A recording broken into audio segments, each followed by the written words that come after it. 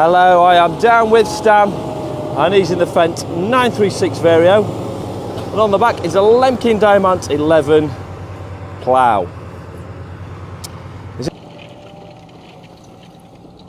Up he comes at the end of the run. He will drop the press, lift the plough, and then Stan will do a figure of 8, a loop round, so he can then pick up the press on the way back.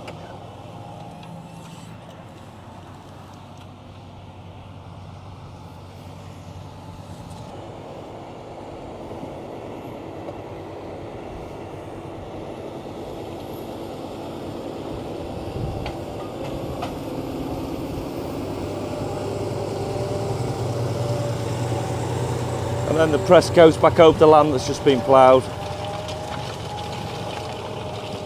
consolidating that back down to keep the moisture in, and it also levels up the ground.